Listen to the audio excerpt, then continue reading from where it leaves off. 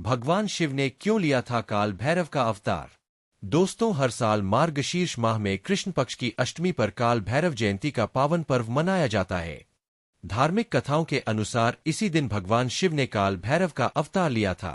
काल भैरव जयंती पर काल भैरव की विधि विधान से पूजा अर्चना की जाती है। हर साल मार्गशीर्ष माह में कृष्ण पक्ष की अष्टमी पर काल भैरव जयंती का पावन पर्व मनाया जाता है। धार्मिक कथाओं के अनुसार इसी दिन भगवान शिव ने काल भैरव का अवतार लिया था। आइए जानते हैं, भगवान शिव ने काल भैरव अवतार क्यों लिया था। भगवान शिव ने क्यों लिया था काल भैरव अवतार। शिव महापुराण में वर्णित ब्रह्मा जी और भगवान विष्णु के बीच हुए संवाद में काल भैरव की उत्पत्ति से जुड़ा उल्लेख मिलता है। एक बार भगवान विष्णु ने ब्रह्मा जी से पूछा कि इस ब्रह्मांड का श्रेष्ठतम रचनाकर कौन है। इस सवाल के जवाब में ब्रह्मा जी ने स्वयं को सबसे श्रेष्ठ बताया।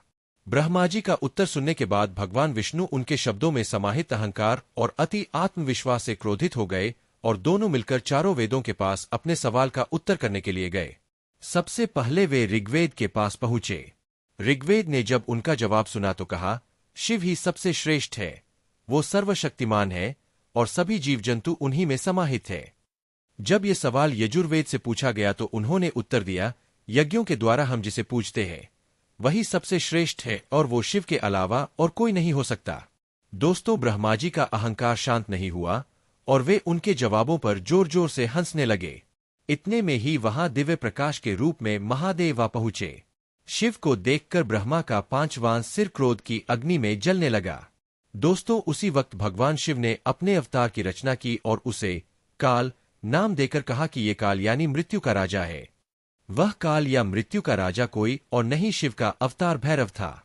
ब्रह्मा के क्रोध से जलते सिर को भैरव ने उनके धड़ से अलग कर दिया। इस पर भगवान शिव ने भैरव से सभी तीर्थ स्थानों पर जाने के लिए कहा ताकि उन्हें ब्रह्मा हत्या के पाप से मुक्ति मिल सके। भैरव के हाथ से ब्रह्मा का सिर गिर गया। काशी में जिस स्थान पर ब्रह्मा का कटा सिर गिरा था उसे कपाल मोचन तीर्थ कहा जाता है।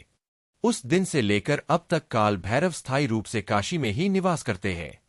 ऐसा माना जाता है, जो भी व्यक्ति काशी यात्रा के लिए जाता है या वहां रहता है उसे कपाल मोचन तीर्थ अवश्य जाना चाहिए।